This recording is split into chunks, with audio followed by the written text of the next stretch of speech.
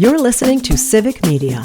You can tune into any of our live shows on any radio station across the state with the Civic Media app. Find us in your phone's app store and listen anytime, anywhere. This is your WISS Daily News Roundup for Oshkosh Air Support, 98.3 FM and 1100 AM.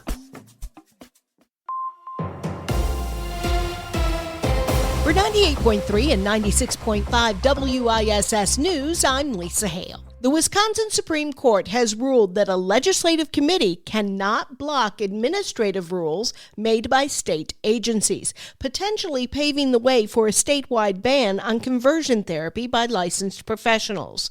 Savannah Tomei Olson has that story. State agencies like the Department of Natural Resources, the Department of Safety and Professional Services, and other divisions often make their own rules, and they're sometimes blocked from seeing those rules out by the legislature's Administrative Rules Committee, which has halted agency rules on things like vaccine requirements, environmental protections, and professional conduct.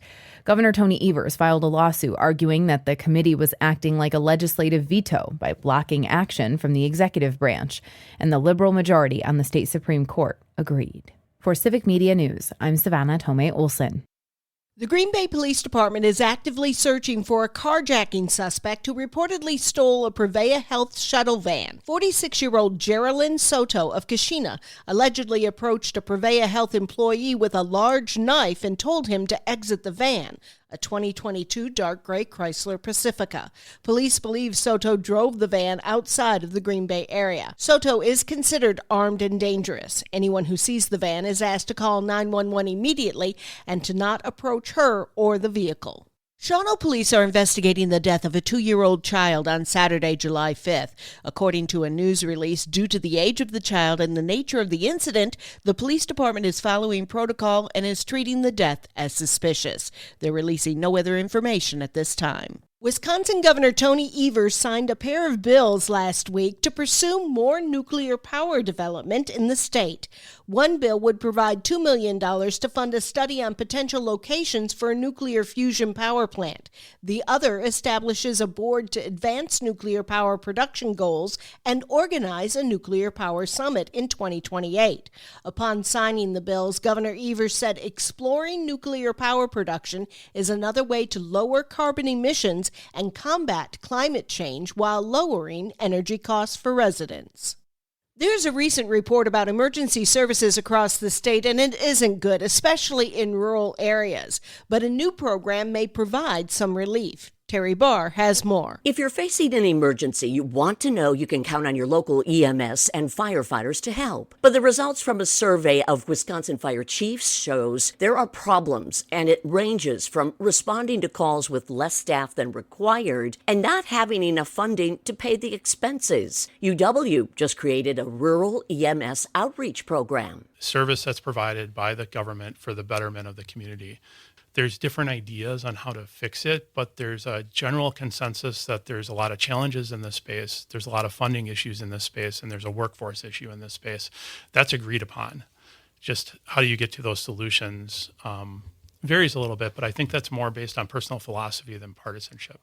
James Small is now tasked with working with all sides through these challenges. His goal will be to increase the future sustainability of these important rural services. The Wisconsin Realtors Association released its monthly report for May showing a drop in home sales and an increase in home prices from the same time last year. According to the report, home sales through the first 5 months of 2025 fell by 2.5% compared to the same period last year. The median home price also rose by nearly 7% to $315,000. While the number of existing homes for sale dropped by 1.5%, the total number of listings rose by 8.5%, with over 22,000 homes on the market. The American Red Cross is asking all donors to give blood or platelets now to help keep the blood supply strong this summer. They're specifically looking for type O blood products. Now, this fun season adds challenges to keeping blood products on the shelves. Summer vacations and severe weather can have an impact on the ability to collect blood supplies and platelets. Scheduling and keeping donation appointments are crucial this month. See the story on our website for a list of blood donation opportunities throughout New Wisco. Football season's not that far away, and the Green Bay Packers are looking for seasonal employees with walk-in job fairs in July. The first is today from 4 until 6 p.m. See the story on our website for other days and times. The Packers are looking to fill roles in guest services and security. The job fairs will be held in the Johnsonville Tailgate Village on the east side of Lambeau Field. Applicants must be at least 16 years old, and those applying for game day roles must be available for all home games, potential playoff games, and other Lambeau events. The Wisconsin Better Business Bureau is reminding residents to be on the lookout for potential scams during the holiday sales season. According to a press release, July is a popular time for businesses of all sizes to offer discounts for the 4th of July or the summer season in general. That means it's also a popular time for scammers to target potential victims with misleading advertisements or look-alike websites. The Better Business Bureau is reminding residents to be wary of social media ads, fake package delivery messages, and unsecure websites. I'm Lisa Hale for 98.3 and 96.5 WISS News. For news anytime, visit WISS.FM.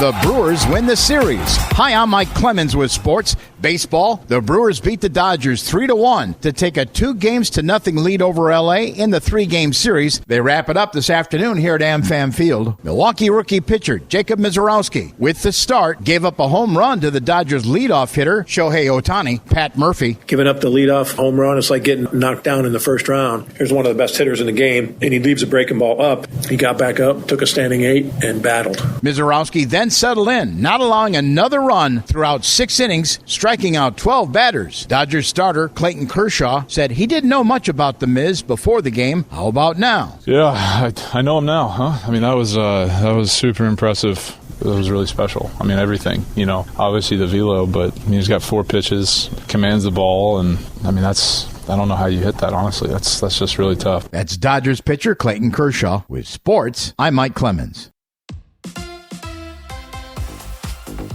On your entertainment beat, I'm Pete Schwaba. It's kind of annoying that the Jurassic Park franchise movies have been pretty mediocre. Having said that, it's hard to mess up a franchise where you have access to dinosaurs. Jurassic World Rebirth followed suit with most of the other films and received mediocre reviews. I thought about 2/3 of it was good. When dinosaurs are terrorizing, it's great fun, and there are a couple of moments that will make you jump from your seat. Not a full-blown Pete pick, but it's worth a look. Well, if you missed the first 2 installments of the Thomas Crown Affair in 1968 and 1999, you'll have another chance, as there is yet another remake of the film. Michael B. Jordan is set to star and direct the latest reboot. According to TheWrap.com, joining him in the cast will be Lily Gladstone and Kenneth Branagh. Branagh has received multiple Oscar nominations for acting and has won one for screenwriting for Belfast. The Thomas Crown Affair is expected to be released in 2027. Despite mediocre reviews, dinosaurs prevailed as box office champions over the 4th of July weekend.